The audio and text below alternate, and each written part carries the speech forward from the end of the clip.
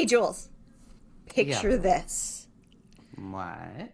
A handsome man, cursed by a powerful woman, playing a fiddle in the forest. No fiddle. We're done. I'm not doing the fiddle, Waiting for his true love to rescue him? Leslie, I need you to stop talking about the fiddle. Why? It can be romantic. It's folkloric. It's the least sexy instrument, Leslie. A fiddle. Tampon plays a fiddle. It's a fiddle. It's traditional. It's part of a ballad. I don't care if it's traditional. Nothing about a man playing the fiddle screams, fuck me. Okay, but what if I told you that Tamlin, ACOTAR Tamlin, is based on a 500-year-old Scottish ballad, and the ballad itself is traditionally played by fiddle, and it's called the Glasgow Reel. So, wait, so the song about Tamlin is actually a fiddle song? Yeah, and it's kind of fun. Nope. Nope. It's folkloric. It's traditional. It's unsexy. Sarah J. Massey Moss read about his ballad and said, I need to make this man a high lord with actual power, or literally nobody is going to want to do him. Okay, I still like the fiddle, though. Of course you do. Well, today we are deep diving into the Ballad of Tam Lin and how it inspired ACOTAR, fiddle and all. I mean, fine, but I'm going to go on record right now and say fiddle is a major boner killer. Welcome to Pickle Party, where a menacey gets a little naughty. Join the bride, it's book club time. Tropes and memes and feeling oh my. All right, Brine babes, are you ready to dive in? I've had so much fun putting this episode together. It's not even funny. She's talked about this for a while. I have, and I think I'm going to do the deep dive into the other folklore story that Sarah J. Maas has had inspiration for ACOTAR. But today we're going to talk. Interesting. It is. But today we're going to talk about Tamlin, and this is my jam really because like my boys and Matt are like big mythology people. They listen to the podcast Myth and Legends. Have you ever listened to that one? I haven't. I've heard of it, but I've never listened to it. So Monkey King is a huge topic on his that he like deep dives into, but they haven't actually done Tamlin. I should write him and tell him. That's kind of surprising. I just know. With the popularity of ACOTAR. That was my first one. It was like, oh, I'm sure he's probably done one on Tamlin, so let me look. And no, he hasn't, but that's okay. They love mythology and we're listening to it all the time. So once I found out that his character was actually based off a Scottish folk story, I was like, okay, we got to do this. I mean, I definitely would have Googled it and looked it up the minute I found out, which I did. But it's always fun to know what one of your favorite stories might be truly, if it's based on another tale, which I think throughout time a lot of great stories are. Mm-hmm. Like different romance stories. There's always going to be, a Romeo and Juliet type star-crossed lover story. Yep. And there's just so many times where you see those, remakes. And in the time of reboot, ACOTAR was the great reboot to the Ballad of Tam Lin. And you know what, Sarah J. Massey Moss? I'm there for it. Right? Of course, the Ballad of Tam Lin is a lot better than ACOTAR Tam Lin. And I'm excited to talk about that. So let's do this. So yes, Sarah J. Maas really said, let me take this 500-year-old ballad and I'm going to make it spicy. She really did. She was like, 500-year-old ballad, and I'm going to put in the part that they conveniently leave out until you find out she's with child. They just kind of hint at it. They're like, they touch fingers and she's pregnant. Like, it's not very graphic, and let's face it, we want the deets. Well, when we get to that part, there's various stories to that. So just hold on to your butts. Hold on to your butts. Yes, let's do this. Okay, so this traditional Scottish ballad, it dates back at least to the 1500s. And if somebody in Scotland is listening to us or knows how to pronounce these things better than us, please don't come at me, man. I'm trying. We are sweet Southern girls. We are going to say some stupid shit, man. So please be patient. Because I'm going to butcher some of these names. Just sorry.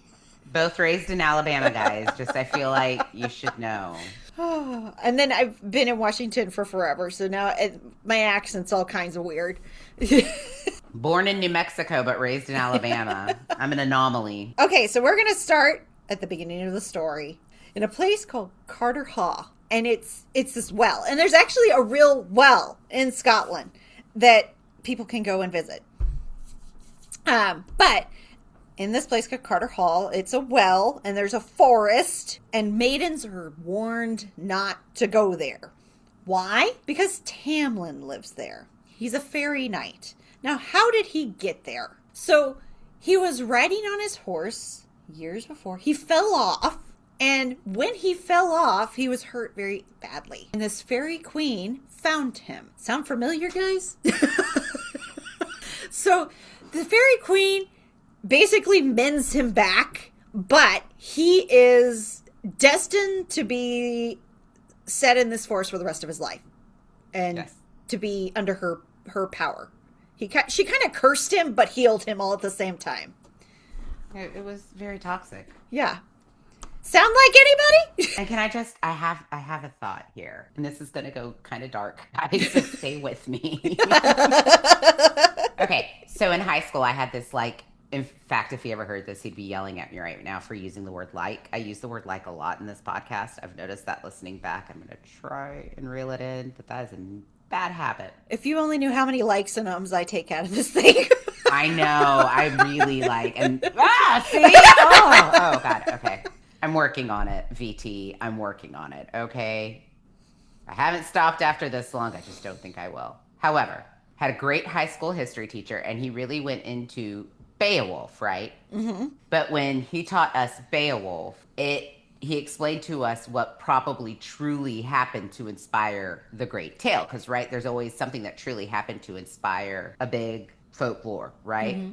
Well, in this story, he said that there was a woman very long time ago in early civilization. She had a baby. He was maldeformed. There was issues there, and he was kind of like, I guess, like a Hunchback of Notre Dame kind of deformity type thing. It became legend around there to stay away from him, and she was kind of like exiled because she wouldn't kill him when he was born, and like all these things.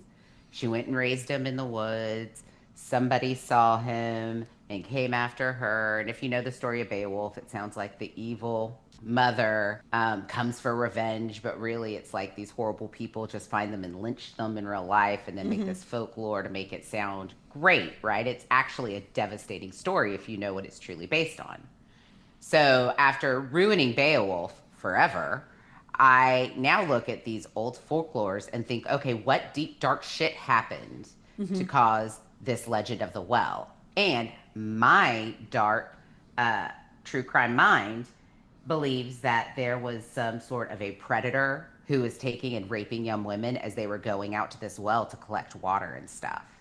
And so it became like a thing to be like ready to just beware because of the rapist. Like So let me stop you there, because this is a funny theory that a mythologist I listened to kind of went over. When the story came out about, because he would take their maidenhood, guys. We're going into this part of the story. Correction, maidenhead. It's maidenhood, it's maidenhead. Sarah J. Massey Maas would be very disappointed in you. She probably would be. But when Tamlin would take their maidenhead, in some versions, it sounds like it wasn't with consent. And you all know that our theme on Pickle Party is, say it with me, everybody. Everyone, consent is everything. I mean, I say that in my sleep now. Yeah. I'm telling you, just reading this part, I thought, there was a rapist in the woods and they were trying to scare them girls. Okay, so the funny thing, this is stories where it started. These girls were willingly sleeping with him. But because bring in Christianity and taboo-ness of, oh, you can't be sexual as a woman. What? Right. We pulled it back. We pulled it back. And now we said that he was taking them. Because women can't be sexual ever. Well, right. And Mary Magdalene was a whore, Right. not Jesus's wife. Right. For those of you who aren't watching this, I'm shaking my head heavy. And we were raised Catholic too, guys.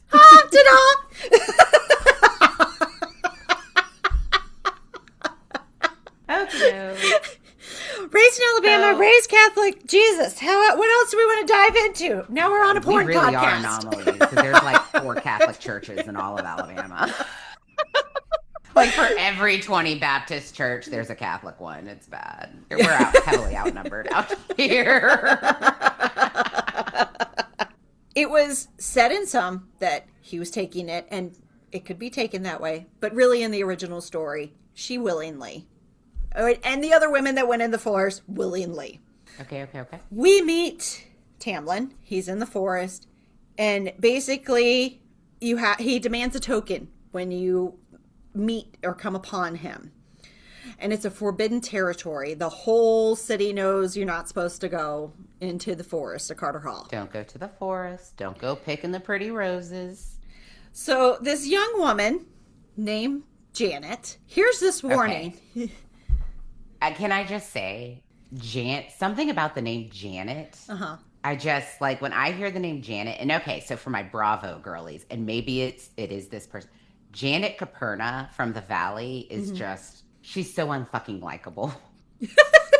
And so when I hear Janet, I'm here like, nobody asked you, Janet. Like, she doesn't sound like somebody you like. See, I have the opposite because I don't have that, which... If you guys don't know, which we probably haven't gone over this yet, my all-time favorite movie is the Rocky Horror Picture Show.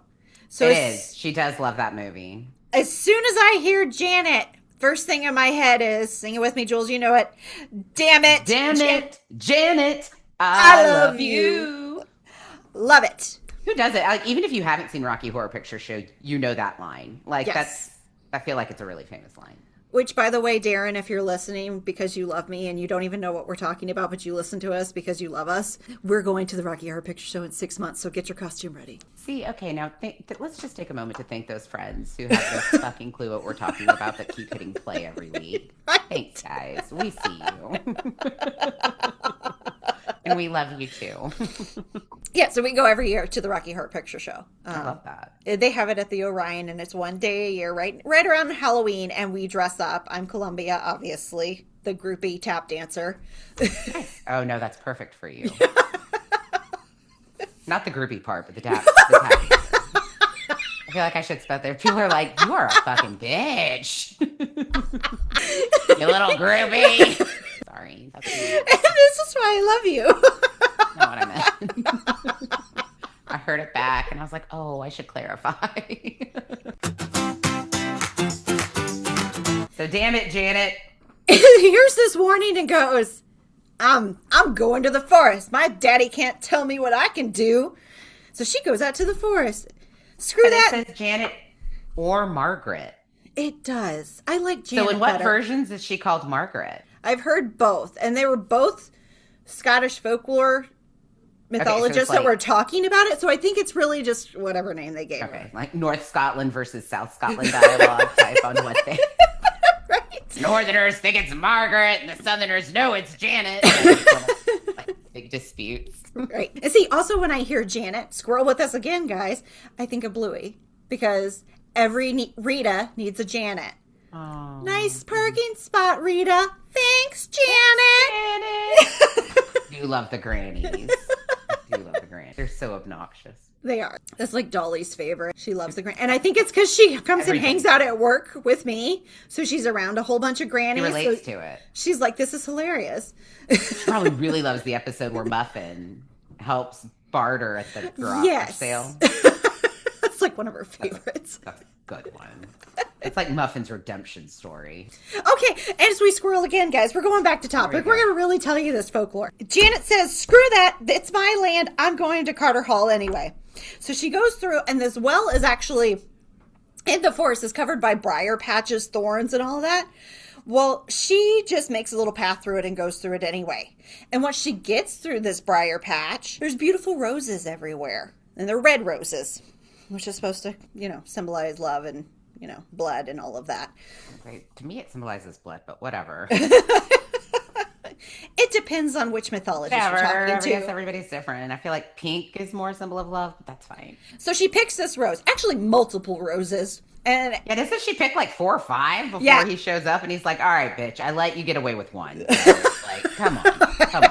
Stop taking my fucking flowers. You're picking my, do you know how hard these guys are to maintain? So he confronts her for trespassing and he appears. They have a confrontation and then it leads to romance. From enemies to lovers. What? Even in folklore. I mean, right.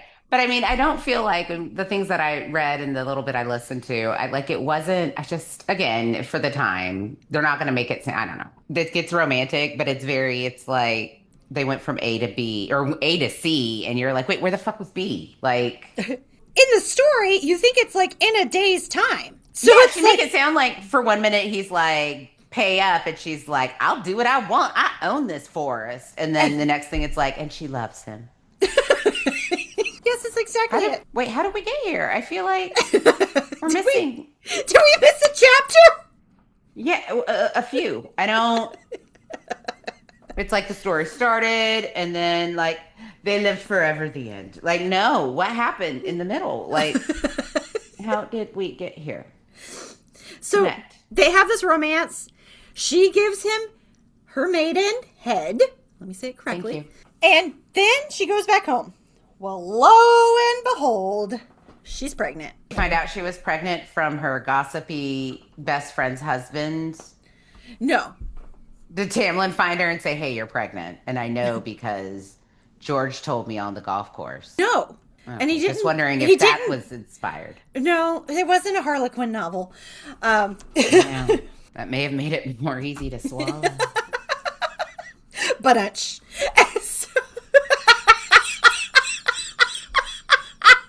didn't see that until you said it, but look at that. So many normal words can be turned so naughty. Right? So now her father finds out and he's pissed. He's like looking at all his knights of like, who did it? Come stand in front of me. Let me know. Who's the baby daddy? And they're all like, I didn't touch her. I swear to God.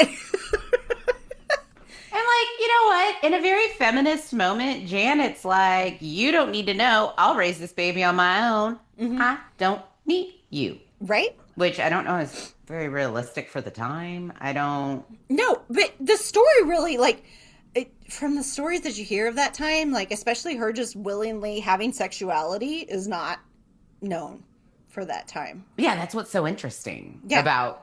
Because the beginning story is that she willingly, and then the later stories they had to change it because women can't be sexual. Right. So, okay. So in the real story, if we go with our theory, she was raped and got pregnant from the rape.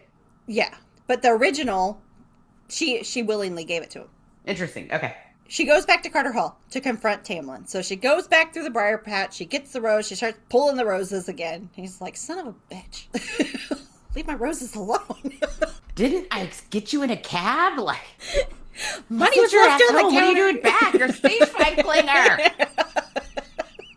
Stage 5 clinger alert. So he tells her the whole backstory. He was once a mortal man. He was captured by the fairy queen, or queen of fairies, depending on whatever the story says. And then he's been kept as her knight lover ever since. Sound like somebody else from ACOTAR? And then he's trapped in the fairy realm and under her control. And every 7 years, the fairies pay a tithe to hell, which is on like Halloween night, because that's supposed to be the night, or it's called Samhain. And that's when it's supposed to be the closest to where, you know, the underworld and the world open up its portals to each other and they can like pay homage to the dead and all that. Yeah. Yes. Now, and there's a couple different stories of this, which is kind of hilarious to me, of like they give a sacrifice. Well, this year, Tamlin's supposed to be the sacrifice. Now, in some stories, Tamlin's not necessarily the sacrifice. They sacrifice a man. And the whole point of this, granted, Christianity jumps right in again. This is hilarious to me how they just screw up everything. Christianity jumps in and says, no. We got to make a sacrifice because we want people to be scared of the Fae because they're savages. So lovely. Anybody that's different than human are obviously just savages and ready to like rape and kill and pillage people. So again, shaking my head. Right? So this story, Tamlin's supposed to be the sacrifice because it's been 7 years and it's time. And he tells her, I want to be with you. I want to help raise this baby, which, hey, good job for being a good dad. I mean, just after he, like, bumped it and sent her on, you know, her way, like, patted her ass out the door, and then he's like, hey, I want to be there. I do. I want to. But I'm getting sacrificed this Halloween. And the only way I can be there for you is if you free me. Yes. I want to do it. I want to do it. I'm here for you, boo. Yeah. Like, I'm picturing Vince Vaughn being like, hey, listen, I am all in. Yes. He could totally do it. All in on this. But I'm set up for something later. I can't help that. But you could help me. So, on Halloween night, or Samhain, if I'm saying this wrong too, guys, please don't come after me. I am trying. For all I know, you're saying it right. The fairy court will ride out. Well, the fairy queen will be first, and she's on a black horse. And then there's more horses that come with more fairies on them. And he will be towards the end on a white horse because he's supposed to be sacrificed. So when he comes by, she is supposed to throw him off the horse and tackle him. And this, which is hilarious to me because this, like, I had so many questions when I read that part. I was like, was she supposed to just grab up and pull him down? Is she supposed to, like, nail him with a slingshot? Like, how does she get him off the horse? She's supposed to pull him off the horse. Like, in my mind, I have her just, like, coming up and, like, just yank his cloak and pull him down and sit on him. Yeah, like, that's what I'm trying to figure this woman does.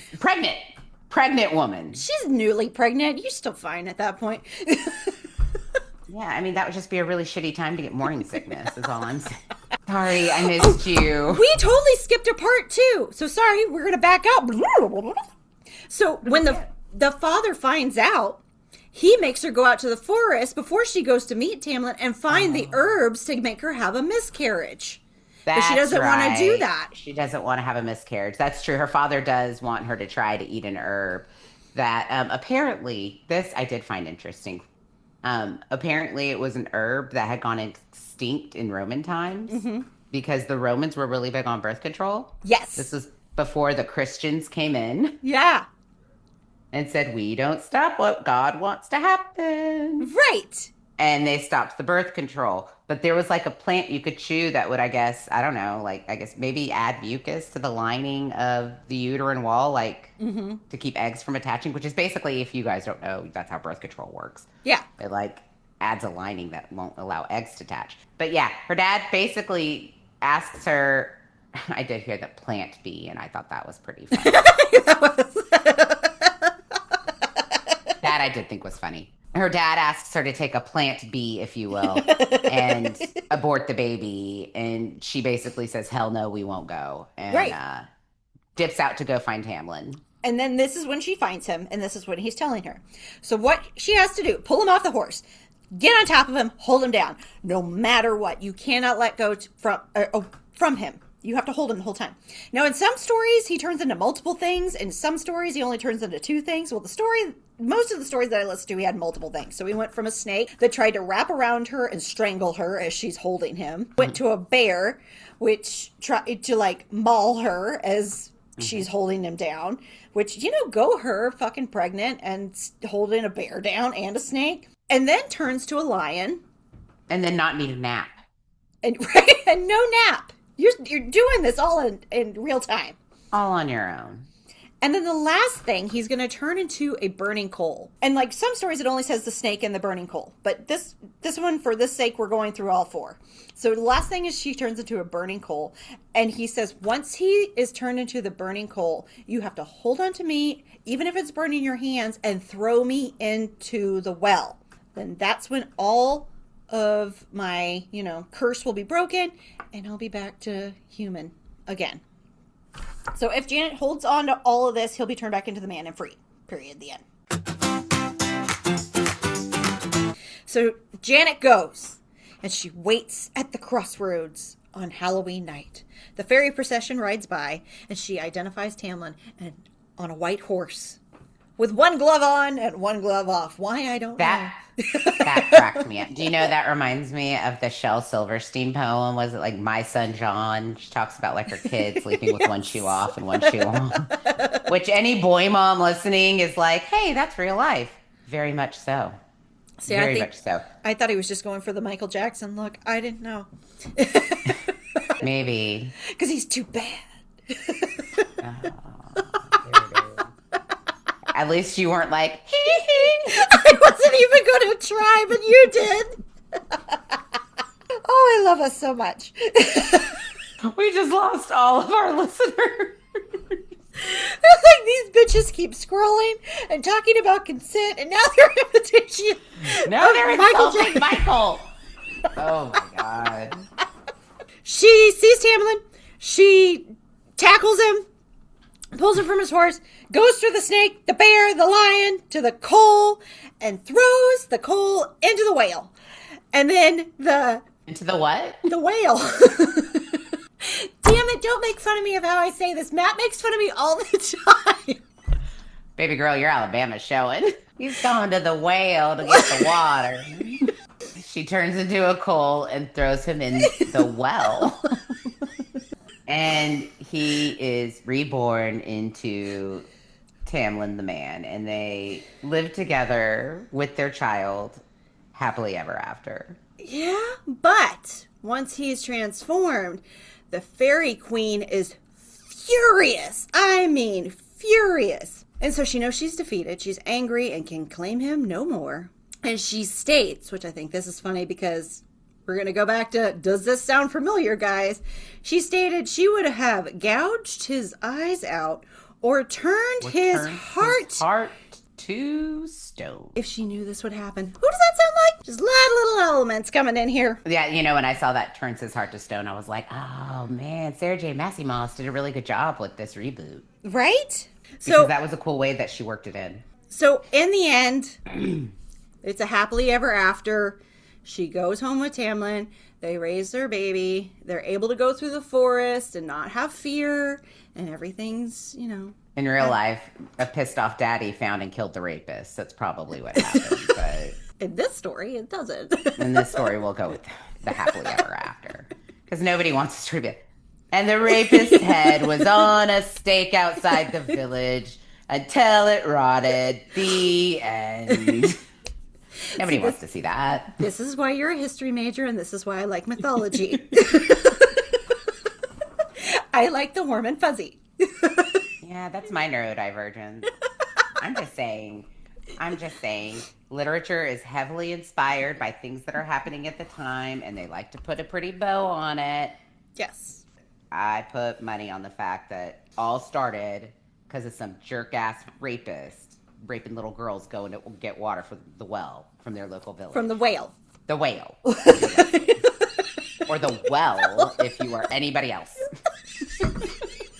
We've got the female agency, which she defies the warning. She goes there anyway. She initiates a relationship in some versions. And she's the rescuer and doesn't need to be rescued. Like, she's the one that saves it. Surprise, surprise. Sounds like Feyre to me. Yeah, I mean, the minute you tell her what to do, she's going to do the opposite. Right.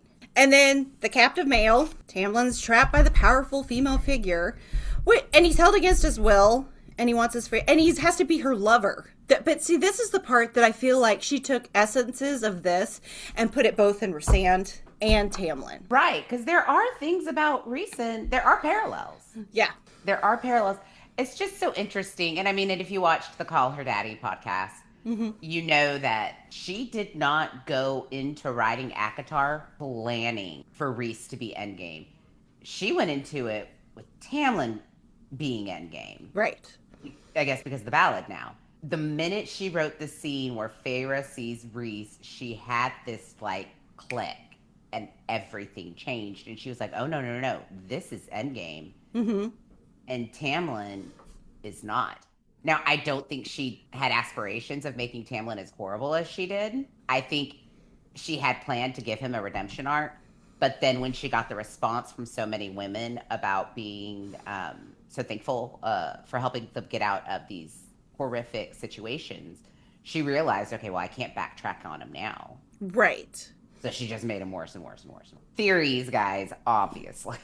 And there again, he's not like just pillaging and killing people, but he's so selfish and never reflects and so narcissistic that I think it'd be hard to redeem him. He can be better, but I don't think he'll redeem himself. Yeah, I mean, she might make him tolerable. She might make him palatable, but I don't think you're ever going to really want to swallow that he's there, that he's fully redeemed himself. And then we go to the other element of this story, transformation and test. So the rescue requires enduring terrifying transformations, is a test of love, courage, and commitment, kind of like the different trials that Feyre had to go through. And then holding on through the horror is the one that breaks the curse, which stabbing Tamlin. Well, all the shit she went through, like, she could have straight up after the first trial been like, hey. He was good in bed, but I'm gonna have to say peace and go back to the human. Obviously she wouldn't have gotten out, wouldn't let that happen. But I mean, Feyre could have been like, you know what? I just saw that worm over there, and I'm gonna have to bow out. Well, she could have not come back all together. She should have been like, well, that was fun. I'm gonna go find myself a new man, and wish you best of luck. Yeah, let me go see if that whatever the dude she was sleeping with at the town, maybe he's willing to cheat on her now, his wife with her now. Yeah, we'll see what's out there. We'll see what happens. We'll go to Corinthian. There's always more sausage in the pool. Right. We'll go to old school Tinder. You send a dove, and Ye old Tinder. And if the dove comes and you swipe right, he knows to bring. If you put it in his right pigeon paw, it's one. If you put it in the other, that's a no. Oh, she gave me the left paw. Like, it could be like a whole... Oh. It would have been fun. That would have been a fun thing to make. Swipe right. It's so funny because obviously I met Ed in 06 and online dating was, I think, just starting. Like eHarmony and all that was just kind of starting to become a thing. And in college, you don't need a dating app. Or no. At that time, you didn't. I think all the college kiddos use them now. I've had a couple friends who have divorced in the last couple of years, and I've just been curious about the dating apps, and all I want to do is get on their dating apps and start swiping for them and see if I could set them up with someone myself that I approve of. Right. But it's fun to play on the apps. Obviously, I'm not on the apps, but I've been so curious. And so when my first friend got divorced and got on the apps, I was like, this is going to be a weird question. She was like, you want to look at it, don't you? I was like, I do. Who's out there? Like, what are you looking at? What's your pool? Now they have sites called Are We Dating the Same Dude? Oh, yeah. So that's how that's going for a lot of girls. And again, why I'm so thankful that I met the person that I met when I met him. Right. So. All right. Back to elements, though. The Fairy Queen is the antagonist. She's powerful, possessive female villain. Kind of like Amarantha, won't give up her captive willingly and uses magic and fear as weapons. Well, and they call themselves her lovers and her knight. Is she raping them like she raped Rhys? Yeah, it kind of makes you feel like that. And let's go back. They use the word, of course, again, lovers. But okay, let's roll it back, guys. We're all going to say it again. Consent is everything. And then you have Halloween timing, which is the lineal time between the worlds, which that had really nothing to do with A Court of Thorns and Roses, but she did have to wait for a full moon for all her trials. The only thing I talk about is the Calamai in that, and that's a spring ritual. That's not that's the spring solstice. So I thought that was interesting when I read that it was around Halloween, because I was expecting it to be around the spring solstice for some reason, I guess just to work in the Calamai. When you're going back to, obviously, ACOTAR, because it's not exactly the ballad it's inspired by, she does use the Calamai. Maybe it's because it is the spring court. So she said it needs to be spring solstice and all that stuff. But it was an interesting correlation you could see there, and I was shocked by Halloween fall as opposed to spring. Basically, the timeline felt weird. Well, I think she probably saw that and then thought, well, I'm going to make it my own, and then chose something different. Just like the Night Court has winter solstice, they all have their special time. Yeah, maybe fall is her least favorite season. And if it is Sarah J. Maas, my heart bleeds for you. I know, I love fall. I look forward to it. I'm like counting down the months. Time of year. I know, it's my favorite time of year. I'm not even a fall baby, but I love fall. I am, and I got married in the fall, and I love football, and I love pumpkin. I am a basic white bitch to the core. I am too. I look for the pumpkin spice latte date every year, and it's normally right around my birthday, which makes me happy because it comes out in August. That's true, and you are a fall baby. Oh no, that's September, not August. I'm a summer baby. Yeah, you are a late summer baby. This I didn't know before reading ACOTAR. Now reading this, it does have similarities. It doesn't. Janet is a badass like Feyre. Yes, she's a strong female protagonist, which you probably don't see a lot during that time. No, not necessarily. Like, mythology is very male dominated. Absolutely. So that was cool to see. Like, hey, there was a feminist out there. Huh. I mean, who knew? Greek mythology. Now they had some pretty badass women, I do have to say. But a lot of fairy tales are men dominated. All right, so now that we've gone through all the transformations, as wild as it is, we're going to go through some of the parallels, and let's talk about it. There is the Forbidden Territory is one, where you have an ACOTAR, the wall that separates the humans from the Fae. And as we've talked about in previous episodes, there really isn't a wall.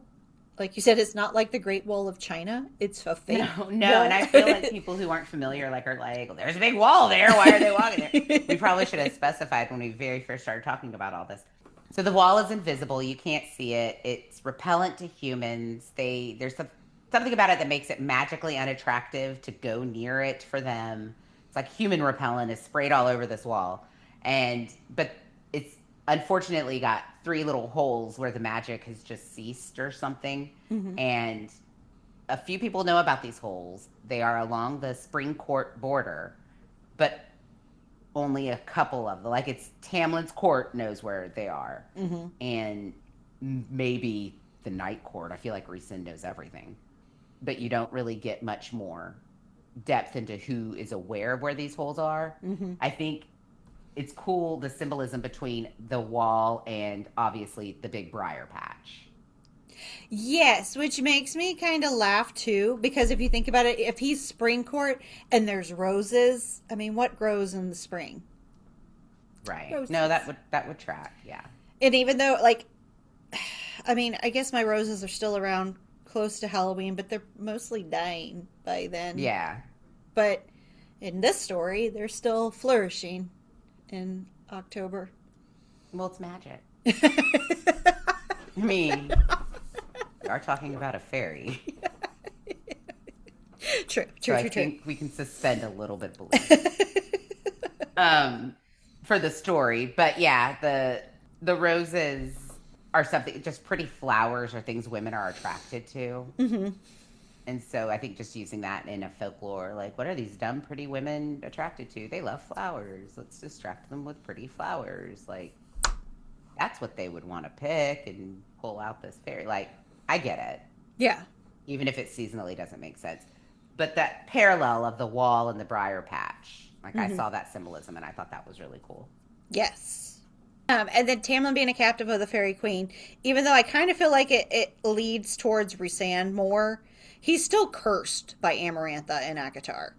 So yes, it does check, but he's not enslaved to her like Rhysand is. No. So I feel like she kind of broke that apart and put that in both characters once she found Rhysand to be jumping into the story. Yeah, that's definitely something, because again, like I said, she had, the idea to bring Rhysand and mm-hmm. came to her last minute. It kind of just flowed through her and happened kind of magically almost through her. Like, she didn't sit down and write a outline of how she was going to do all this. It was just a last minute decision that ended up being a great decision. Right, because who doesn't love Rhysand? But I feel like by doing that, partly how she could make him a sympathetic character mm-hmm. after making him kind of cocky. Nobody likes that cocky dick. And the other part is too, like the fairy queen being possessive of him and always wanting Tamlin. That was also a good aspect that she pulled into the story, because even though he wasn't enslaved, he still didn't have his magic, and that was her end game. Like, I'm taking you once we're done. It kind of makes you wonder, I guess, and I don't know if they go into this in the folklore, but like, did she spy him from far away and think he was pretty and was like, all right, let's bring him to the edge of death so that when I save him, I can be like, hey, you owe me. Like, Yeah. I don't know. I have so many questions after reading this. Yeah, it possibly. She didn't have spies, in other words. Right. Because you think being a fairy queen, she would have had spies throughout the forest and have known She has something knights. going on. Like, she has more than one knight / rape victim. They call themselves lovers, but basically rape victims. Yeah. So there's that. But then she also, like, she's made it so that he cannot break the curse himself, as Amarantha did to Tamlin. Right. Like, the only way Tamlin was going to be saved was from somebody else, and that's exactly the way this was set up in the folklore. Yes. They needed a strong female protagonist to do the dirty work. Although the fairy queen got to keep on living, but her curse was broken. Yeah, and that's so unsatisfying. Like, I mean, I don't know. Maybe she was sacrificed in some stories. I don't know. The ones that I read, that it was like she just kind of disappeared.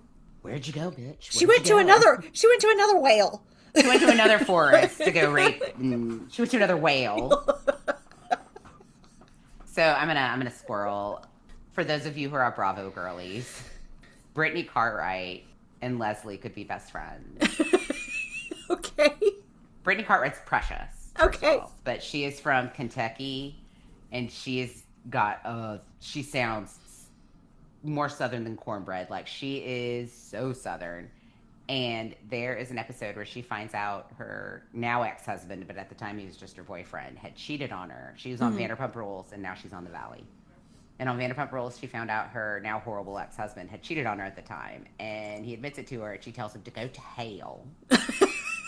And she has marketed shirts that say, like, go to hell, that spell like Hail. Like, that's and there are a few sayings because she's so Southern that she has been able to market the shit out of. Nice. I'm just saying, don't hate on your whale-loving self. Okay, so the sacrifice at the end, where Tamlin will be tied to hail, since we're going there. It's true. If not rescued, it's a sacrifice to appease dark powers. But Feyre, in ACOTAR, sacrificed herself, dies, breaks the curse, and her death is what frees everybody. So, I mean, just a strong female antagonist in both. Mm-hmm. It is. Although in the folklore, like, she has scars on her hands from the hot coal, like, and every Halloween, like, at the end of one of the tales, they would go back to the forest and go to the whale, and he would pick her a rose and hand it to her, and he would look at her scarred hands. That's what they said in the story. Well, that's sentimental. Like, I guess that's an anniversary of sorts. Yeah. The day you freed me from my cursed life. Well, okay, so we have two female protagonists that match up. We also have two female antagonists. The fairy queen obviously is Amarantha's counterpart. Both of them hold him captive. Basically, because Tamlin has his freedom for most of the book. Mm-hmm. And doesn't get taken to Under the Mountain until the latter part. Yeah. But then you have Rhys, who's trapped for 50 years with the bitch. Mm-hmm. So you've got the two people that in ACOTAR that she's got captive, and then you've got Tamlin and multiple others technically that they talk about in the folklore. Mm-hmm. So then you've got this woman. She's possessive, and she doesn't like to let her items go, whether it's these people worshiping her under the mountain or just this crazy nympho bitch who runs around the woods. They're both powerful, and they're both cruel. Mm-hmm. So I definitely see how Amarantha was inspired pretty closely. I mean, that one, that story is very close in parallels to, I think, out of all these characters, because there are differences with everybody, but these two seem to match up pretty evenly, I feel like. Right. I mean, with the fact that the fairy queen, or Amarantha, is supposed to be working with Hybern. Like, she's supposed to be like doing all of the stuff she's doing in the name of Hybern, but then like when she does the whole 50-year thing, she just kind of disappears. I have kind of questions like why Hybern just didn't go in while she had all these powerful high lords under the mountain and take over then. That makes sense too. Like, why wouldn't you? You're ready like, I've to been take thinking over. about that a lot lately, listening back. I'm like, I don't understand why Hybern, because he's like, I was just going to let her do herself in. And it was like, cool. But you could have had everything else under wraps by the time she shot herself in the foot. Right. Going back, that's kind of bothersome. Like, why didn't he jump when it was like free reign? Like, maybe it just wasn't fun when it was like free reign. I don't know. Or he was just trying to gather the items he wanted to do what he truly wanted to do. And so he was focused on that while she was doing her thing. Either way, Amarantha is not actually a queen. She's just a bitch. In the folklore, she's a fairy queen. She's the HBIC. Yeah. And in ACOTAR, Amarantha's the HBIC, but in her own mind. Right. Like, she's not all that in a bag of chips. And then the pregnancy part, that was completely left out. But you can kind of correlate that later on when Feyre does have pregnancy struggles. I thought that too. I was like, well, they incorporate the pregnancy later in, and they made it a lot more dramatic than the folklore, I'll say that. Right. But it's the same idea of the female antagonist is the heroine. The both of them are female heroines. They're there, and they're the protagonists that actually do the rescuing, which again, as we said, is so different for that time. I really do want to know how in the folklore the protagonist became female. Maybe it wasn't a pissed off daddy, it was a pissed off mommy who went out into the woods to go after the rapist. Maybe. And then the last part to kind of correlate is how he transforms from basically night fairy to human again, and where it was the opposite for Feyre. She turned from human to fae. But it was because of the other, Yeah. And again, that's another cool, like the way she did the trial from the folklore and made it into what she did in the book, including the stabbing him in the heart and incorporating that part. Yeah. That's probably my favorite part of all this, was how she incorporated the very last part when the fairy queen's pissed and is like, I would have gouged out your eyes.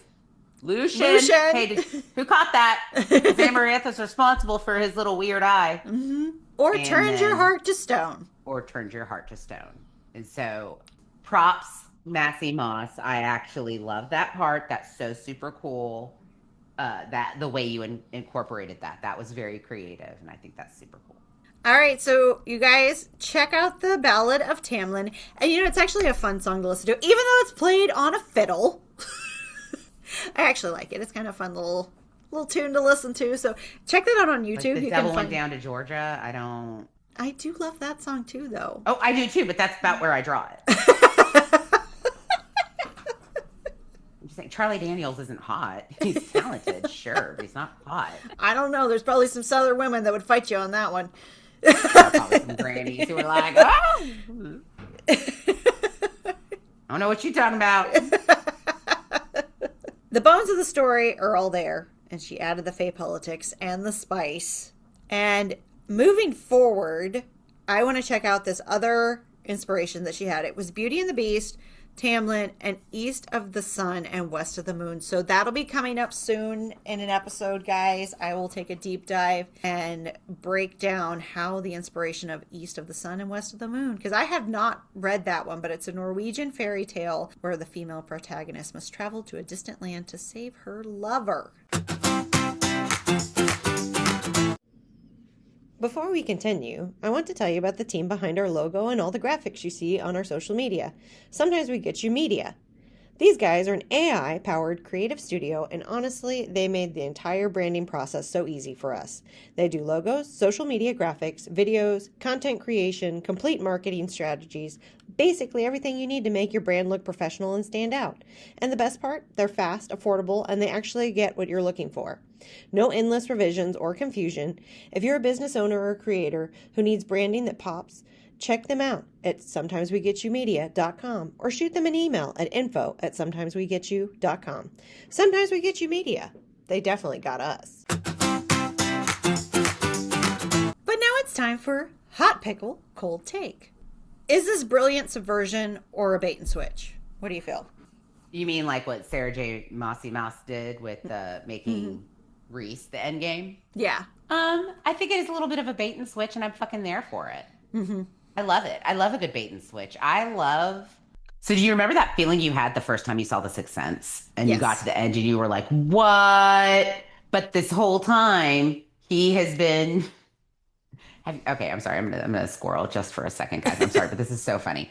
Nate Bargatze talks about how, like, when you saw The Sixth Sense the first time, you're shocked, and it was more believable for us to think that his wife was just pissed at him all the time than to think he was actually dead. It was easier for us to be like, oh man, she's just giving him the silent treatment hard. Before we stopped and we're like, wait, did he survive being shot at the beginning of the movie? Because we saw him get murdered at the beginning of the movie, and we never even stopped to be like, oh, he did die. We never mourned him through the whole thing. We never even stopped to be like, what happened after that gunshot? We just automatically were like, man, you got shot a year ago and now your wife hates you. How shitty are you? Oh, but anyways, if you guys haven't seen that stand-up special, I don't remember which one, but Nate Bargatze talks about that, and it cracks me up. I've seen it multiple times, and I cackle laugh every time he talks about it, because it's so true. It is. Very much so. It's so true. But you guys remember that feeling when you were watching The Sixth Sense and you did realize he'd been dead the whole time, and that just, what? And that shock, you're like, I love that. Some people don't like that feeling of being duped, I guess. I like it. Mm-hmm. I like when I can walk away and be like, that was good writing. Yeah. That was tricky. I see you. I liked that. So yeah, I love it. I love the idea of a bait and switch. And I think she did a great job with it. Yeah. Because even going into the next book, you still think Tamlin's endgame. Yeah. It changes after like 3 chapters, but you know. It changed 13. It's 13. I checked. 13 is when he locks her up and you're like, okay, we're done. We're done. But really, by the end of chapter 3, you're like, ooh, I don't like the way this is going. This feels gross. Right. I do. Yes, I think that. But does it honor the source material or betray it when she does the bait and switch? She made it her own. She did. So I think she took this and went, you know, I like this story, but as we talked in other episodes, you know, she left the end of this book to where you loved him. And so she really kind of went along with the fairy tale that, oh, they lived happily ever after. And you don't find it out till the second book. So your point you put in the other episode was she maybe wrote this and thought, well, if people hate this, we're done. Everybody thinks that he's happy ending. This book, we're not moving on from there. And it's a happy ending for everybody, and they still get their Beauty and the Beast retelling. But if this works, I got fun things in mind. No, I think that's awesome that she could do that. I wonder, like, the people who are super into the Scottish ballad, if they were a little betrayed by what she did, maybe by turning Tamlin from the hero to not so much. Yeah. It's interesting. It's really interesting. And I would love to hear more about her thoughts on this specific source for her inspiration and what she was thinking as she was writing and just creating her version of Tamlin. Yeah. And I also want to thank her for not naming Feyre Janet. That would be my second thing. So, because that would have been really a big turnoff. No, Feyre's a much better name. It just sounds more magical. The villain's motivation. Do you feel like the Fairy Queen is more complex in this story or more complex as Amarantha? Oh, I think Amarantha is more complex because she has the whole sister backstory. Yes. The Fairy Queen is just a crazy nympho rapist bitch who runs the forest and disappears after he's transformed. Yeah, like never elbows heard of people again. And then it's like, oh, you poor thing. Like drive-by fruitings them and picks them up to make them her lover. I don't think there's a lot of complexity to her compared to Amarantha. Are you just picturing Tamlin getting knocked off a horse by a lime? Yes. It was a drive-by printing.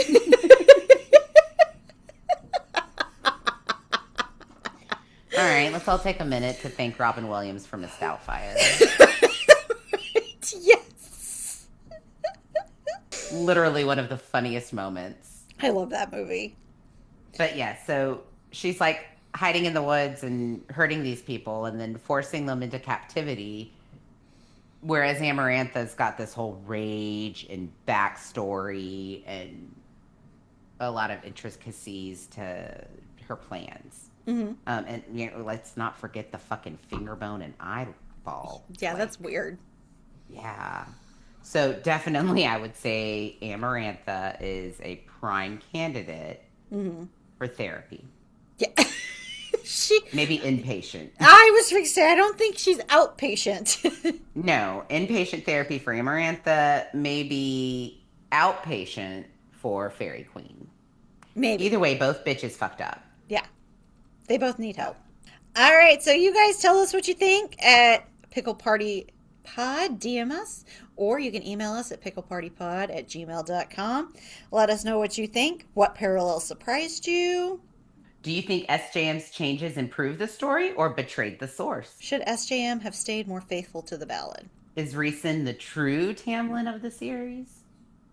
And then what other folklore mythology do you want us to explore? Like, I'm up for checking out any that these like amazing romantic. She really loved this, guys. Like, her feelings might be hurt if somebody doesn't say, Leslie, give us more mythology. So just for Les. And hey, if you can include a well in said mythology, Jules would be super appreciative. So DM us at Pickle Party Pod. Drop us your thoughts in the comments. Let us know what you guys think. As always, guys, we loved hanging with you today. We're looking forward to talking to you again next week. We're going to be talking about the second part of ACOTAR and all the fucked up shit that's about to happen. So until next time, stay brined. And remember, Sarah J. Maas really took a 500-year-old Scottish ballad and said, I can make this hornier. Props.